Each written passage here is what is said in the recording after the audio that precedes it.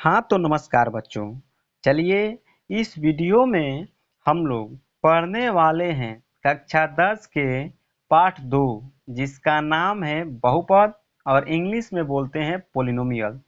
इसमें बहुपद के परिचय के बारे में अर्थात इसके इंट्रोडक्शन के बारे में जानेंगे।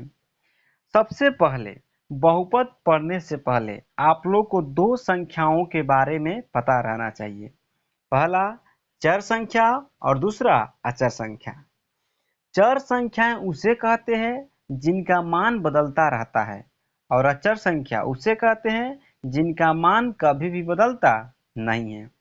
अर्थात सिंपल बात करें कि जितना भी एबीसीडी होता है अर्थात अल्फा लेटर होता है सब चर संख्या के अंतर्गत आते हैं और जितनी भी नंबर होते हैं जितनी भी संख्याएं होती है सब अचर संख्या के अंतर्गत आती है। जैसे 1 2 3 4 5 6 डॉट डॉट अनंत तक ये सब किसमें आएगी तो अचर संख्या के अंतर्गत आती है। अब यहाँ पर बात आता है कि परीक्षा में पूछ देता है कि निम्नलिखित में कौन बहुपद है। तो आप लोग ध्यान दीजिए, बहुपद को पहचानने के लिए बस यही तरीका आप लोग याद रखिए जो यहाँ पर बोर्ड पर लिखे हैं। देखिए इसको समझा दे रहे हैं। कोई भी बहुपद रहेगा ना तो उसके आगे अचर संख्या रहेगी, ठीक, और फिर उसके जस्ट बाद में चर संख्या रहेगी और उसका पावर जो रहेगा बहुपद का जो पावर रहेगा पूर्ण संख्या रहेगी। यहाँ पर एग्जाम्पल लेकर दिखा दे रहे हैं, ध्यान दीजिए। देखिए एग्जाम्पल ले रहे हैं, जैसे यहाँ पर लिख दिए 2x² और आप लोग से पूछ देगा बताइए ये बहुपद है कि नहीं है। तो सबसे पहले क्या बताएं हम, बहुपद पहचानने के एक ही तरीका है, आगे क्या रहेगा अचर संख्या। तो यहाँ पर देखेंगे तो 2 कैसा नंबर है अचर संख्या है, जस्ट इसके पीछे चर संख्या। तो x कैसा नंबर है तो चर संख्या है और चर संख्या का जो पावर होना चाहिए पूर्ण संख्या होना चाहिए। तो 2 एक क्या है पूर्ण संख्या है। आप लोग समझ रहे हैं ना, यानी कि 2x² जो है बहुपद है। जैसे मान लीजिए यहाँ पर लिख दे रहे हैं, यहाँ पर देखिए 2x², यहाँ पर लिख देते पावर -1, 2x पावर क्या लिख दिए -1। यहाँ तक तो ठीक है, अचर संख्या है चर संख्या है, लेकिन जैसे ही पावर में हम लोग जा रहे हैं पावर पूर्ण संख्या है, पावर पूर्ण संख्या नहीं है। पूर्ण संख्या तो उसे कहते हैं जो 0 से शुरू होकर अनंत तक जाती है, यानी पूर्ण संख्या में माइनस वाली संख्या नहीं आती है, ये वाला बहुपद नहीं है। समझ रहे हैं ना, आप लोग इस बात को याद रखिएगा। जैसे फिर एक लिख ले रहे हैं, ध्यान दीजिए, जैसे यहाँ पर लिख दे रहे हैं 3x², ठीक। अब कहेंगे बहुपद है कि नहीं है, तो बहुपद है क्योंकि आगे क्या है अचर संख्या, पीछे चर संख्या, पावर पूर्ण संख्या है। इस बात को आप लोग याद रखिएगा, ध्यान दीजिए। अब इस बहुपद में कौन क्या है यहाँ पर देखिए, यहाँ पर 2 जो है ना 2, तो यहाँ पर पूछेंगे कि x² का गुणांक क्या है। गुणांक के मतलब होता है गुणा का अंक। तो यहाँ पर ध्यान दीजिए x² का गुणांक जो हो जाएगा x² का गुणांक, गुणांक बराबर कितना हो जाएगा 2।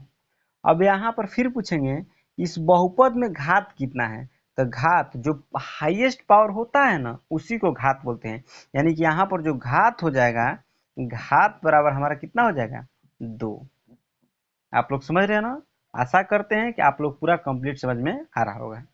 तो चलिए ध्यान दीजिए, देखिए और एक बात यहाँ पर समझाते रहे, बहुपद को सूचित कैसे करते हैं। तो बहुपद ये वाला जो बहुपद है किस चर में बहुपद है, तो x चर में बहुपद है। तो यहाँ पर लिखेंगे p से होता है पोलिनोमियल और यहाँ पर लिख देंगे x।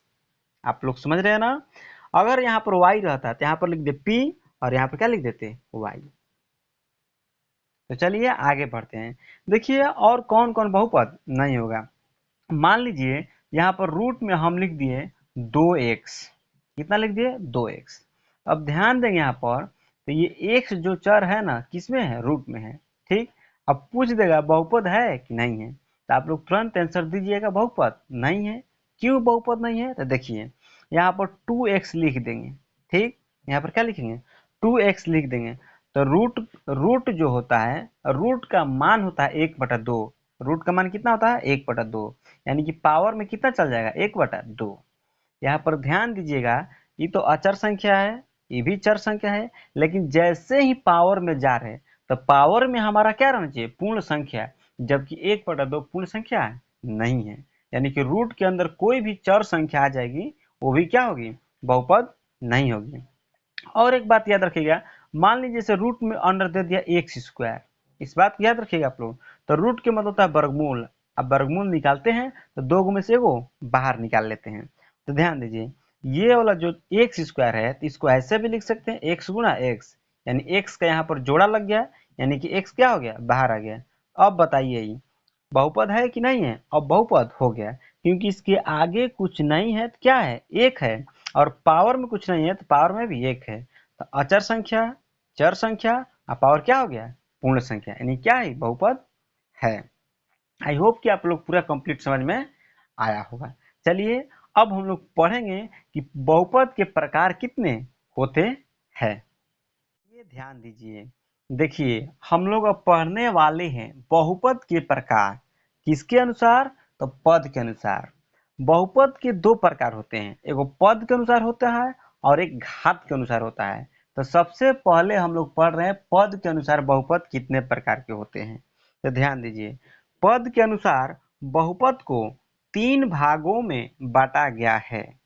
पहला है एक पदी बहुपद, इंग्लिश में बोलते हैं मोनोमियल। वैसा बहुपद जिसमें एक ही पद हो उसे एक पदी बहुपद कहते हैं।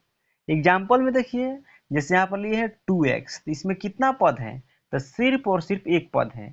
यहाँ पर आप लोग ये मत सोचिएगा कि यहाँ पर 2x लिखे हैं तो एगो 2 हो गया एगो x हो गया, ये दोनों अलग अलग पद नहीं है, एक ही पद है। मान लीजिए आप गुणा में 2 गुणा 2 लिख दीजिएगा, तो यहाँ पर 2 गो पद नहीं है, कितना पद है, एक ही पद है, क्योंकि गुणा कर देंगे तो 2 दूनी कितना हो जाएगा, 4, एक ही पद बन जाएगा। आप लोग समझ रहे हैं ना। तो परीक्षा में डायरेक्ट पूछेगा कि एक पदी बहुपद में कितना पद होता है, तो आंसर हमेशा आप लोग मारिएगा एक। चाहे ऐसे भी क्वेश्चन कर देता है कि निम्नलिखित में से कौन एक पदी बहुपद है, तो उसी को आंसर मारिएगा जिसमें सिर्फ और सिर्फ एक पद हो। तो 2x हो गया, 2x स्क्वायर हो गया, 3/2 x हो गया। अब दूसरा ध्यान दीजिए, दूसरा बहुपद जो होता है द्विपदी बहुपद होता है, इंग्लिश में बोलते हैं बाइनोमियल। वैसा बहुपद जिसमें दो पद हो उसे द्विपदी बहुपद कहते हैं। एग्जाम्पल तौर पर देखिए, 2x + 1, इसमें कितना पद है, तो 2 गो पद है, तो कौन बहुपद कहलाएगा, द्विपदी बहुपद कहलाएगा। 2x एगो हो गया, एगो इधर वाला पद हो गया, 2 पद। इसमें भी ध्यान देंगे तो कितना पद है, तो 2 गो पद है, इसलिए द्विपदी बहुपद कहलाएगा।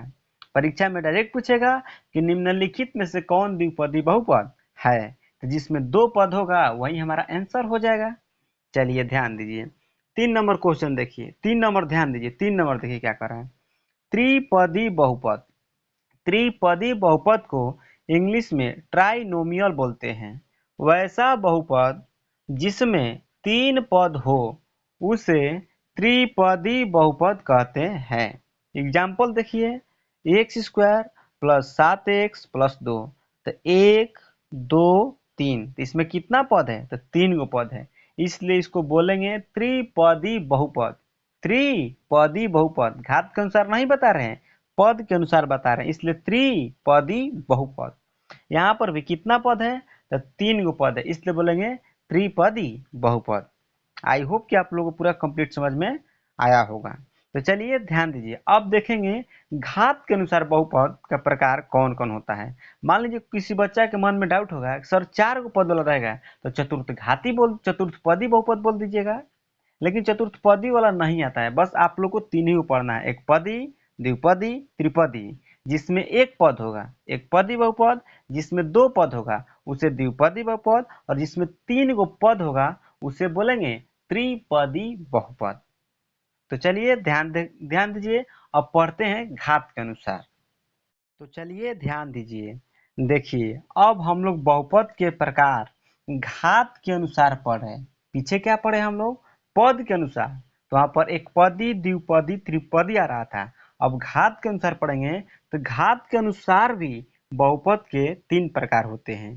पहला देखिए एक घाती, इसी को बोलते हैं रैखिक बहुपद। आपके एग्जाम में डायरेक्ट क्वेश्चन पूछता है कि निम्नलिखित में से कौन रैखिक बहुपद है, चाहे एक घाती बहुपद है। तो ध्यान दीजिए कैसे पहचानेंगे।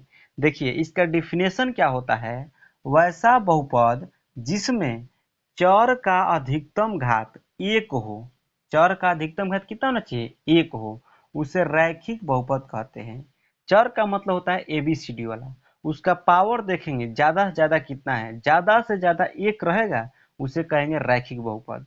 यहाँ पर ध्यान देंगे तो 2x+1 लिखे हैं, इसमें चर क्या है, x है, इसका पावर यहाँ पर कुछ नहीं है तो क्या है, एक है। यहाँ पर देखेंगे चर का अधिकतम घात कितना है, तो एक है, इसलिए 2x+1 जो लिखे हैं एक रैखिक बहुपद होगा। फिर यहाँ पर ध्यान दीजिए 4x+1, ये भी क्या होगा, एक रैखिक बहुपद होगा, क्योंकि चर का अधिकतम घात कितना है यहाँ पर, एक है। अब इसका सामान्य रूप देखिए क्या होता है, डायरेक्ट परीक्षा में पूछता है निम्नलिखित में से रैखिक बहुपद का सामान्य रूप कौन है, तो आप लोग डायरेक्ट आंसर याद रखिएगा ये वाला ax+b, जहां पर a का मान 0 नहीं होना चाहिए। क्यों नहीं होना चाहिए, क्योंकि यहाँ पर a 0 कर देंगे तो मान टोटल क्या हो जाएगा, 0। आप लोग समझ रहे हैं, टोटल क्या हो जाएगा, 0। यहाँ पर सिर्फ और सिर्फ क्या बच जाएगा, b, जो कि b यहाँ पर अचर संख्या के काम कर रहा है। आप लोग समझ रहे हैं ना, चर यहाँ से गायब हो जाएगा, इसलिए यहाँ पर शर्त रखा गया है कि a का मान 0 नहीं होना चाहिए। और पूछेगा रैखिक बहुपद का सामान्य रूप, आंसर हमेशा मारिएगा ax+b। अब चलिए ध्यान दीजिए, फिर एक क्वेश्चन कर रहा है रैखिक बहुपद से, करता है कि रैखिक बहुपद का घात कितना होता है। तो आप लोग डायरेक्ट हम यहाँ बता रहे हैं जिसका जितना घात होता है उसके शून्यकों की संख्या उतनी ही होती है। जैसे यहाँ पर रैखिक बहुपद आप लोग को पढ़ाए और यहाँ पर बोले हम कि रैखिक बहुपद के चर का घात जो होता है एक होता है, एक होता है, यानी कि इसके शून्यकों की संख्या कितनी हो जाएगी, एक। आप लोग हमेशा याद रखिएगा, बार बार परीक्षा में पूछता है। चलिए ध्यान दीजिए, अब द्विघाती बहुपद, द्विघाती बहुपद को इंग्लिश में बोलते हैं क्वाड्रेटिक पोलिनोमियल, और जो यहाँ पर रैखिक बहुपद है इसको बोलते हैं लीनियर पोलिनोमियल। आइए द्विघाती बहुपद देखते हैं, क्वाड्रेटिक पोलिनोमियल, वैसा बहुपद जिसमें चर का अधिकतम घात कितना होना चाहिए, तो 2 होना चाहिए, उसे द्विघाती बहुपद कहते हैं। देखिए यहाँ पर हम बहुपद लिखे हैं 4x² प्लस 3x+1, इसमें हम लोग मिलाएंगे चर का अधिकतम घात, यानी ज्यादा पावर कितना है, तो यहाँ पर कुछ नहीं है तो क्या है, एक है, लेकिन यहाँ पर एक है और यहाँ पर कितना है, 2, यानी कि यहाँ पर चर का अधिकतम घात कितना है, तो 2 है, यानी कि कौन बहुपद कहलाएगा, द्विघाती बहुपद। द्विघाती बहुपद, द्विपदी नहीं बोल रहे हैं, द्विघाती बहुपद, ये वाला भी क्या हो जाएगा, द्विघाती बहुपद, क्योंकि चर का अधिकतम घात कितना है, 2। अब सामान्य रूप इसका देखिए क्या होता है, ax² plus bx plus c, जहाँ एक मान क्या नहीं होना चाहिए, 0। परीक्षा में भी पूछता है क्वेश्चन कि निम्नलिखित में से द्विघाती बहुपद का सामान्य रूप कौन है, तो आंसर हमेशा मारिएगा ax² plus bx plus c। अब ध्यान दीजिए, फिर पूछता है क्वेश्चन कि द्विघाती बहुपद के शून्यकों की संख्या कितनी होती है, तो आंसर कितना मारिएगा, 2, क्योंकि इसमें चर का अधिकतम घात कितना होता है, 2 ही होता है। चलिए ध्यान दीजिए, त्रिघाती बहुपद, त्रिघाती बहुपद को इंग्लिश में क्यूबिक पोलिनोमियल बोलते हैं।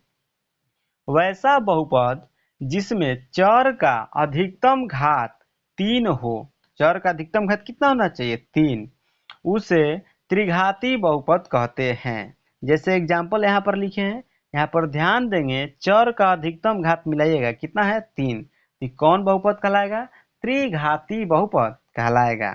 और सामान्य रूप इसका होता है ax³ plus bx² plus cx plus d, जहाँ a का मान क्या नहीं होना चाहिए, 0। तो क्वेश्चन ये भी परीक्षा में पूछ दिया है कि निम्नलिखित में से त्रिघाती बहुपद का सामान्य रूप कौन है, तो आंसर हमेशा आप लोग यही मारिएगा ax³ plus bx² plus cx plus d, जहाँ a का मान क्या नहीं होना चाहिए, 0। और फिर क्वेश्चन करेगा कि त्रिघाती बहुपद के शून्यकों की संख्या कितनी होगी, तो आंसर कितना मारिएगा, 3 मारिएंगे, क्योंकि त्रिघाती बहुपद का घात कितना होता है, 3। समझ रहे हैं ना। आई होप कि आप लोग पूरा कंप्लीट समझ में आ रहा होगा। अब देखिए आप लोग से पूछेगा, आप लोग बताइए चतुर्थ घाती बहुपद का शून्यकों की संख्या है, तो 4, क्योंकि यहाँ पर घात कितना कर रहे हैं, 4 है। कहेगा 100 घाती बहुपद के शून्यकों की संख्या है, तो 100 घाती करें, यानी कि उस बहुपद का घात कितना है, 100, तो उसके शून्यकों की संख्या कितना हो जाएगा, 100। इस बात को आप लोग याद रखिएगा। देखिए और एक बहुपद होता है, एक पूछता है शून्य बहुपद। तो शून्य बहुपद जिसमें सभी पद क्या हो, शून्य हो, उसे शून्य बहुपद कहते हैं। और शून्य बहुपद जो होता है जीरो के रूप में रहता है। ठीक, इसको भी याद रखिएगा। फिर एगो कहता है निम्नलिखित में से कौन अचर बहुपद है। अचर बहुपद, जहां पर अचर बहुपद पूछेगा तो ऐसा ऑप्शन देखेंगे कि ऑप्शन में सिर्फ और सिर्फ वो वास्तविक संख्या का मतलब √3, √3, √5, 2, 5/6, -2, इस टाइप का, यानी कि उसके साथ कोई भी चर नहीं रहेगा, सिर्फ और सिर्फ क्या रहेगा, अचर, वही अचर बहुपद कहलाएगा। समझ रहे हैं ना। आई होप कि आप लोग पूरा कंप्लीट समझ में आया है। फिर मिलते हैं नेक्स्ट वीडियो में प्रश्नावली 2.1 में, और इस बहुपद का टोटल जितना इंट्रोडक्शन था सब टोटल क्लियर कर दिया, इससे बाहर एक भी ऑब्जेक्टिव क्वेश्चन नहीं होगा। मिलते हैं नेक्स्ट वीडियो में। Bye bye.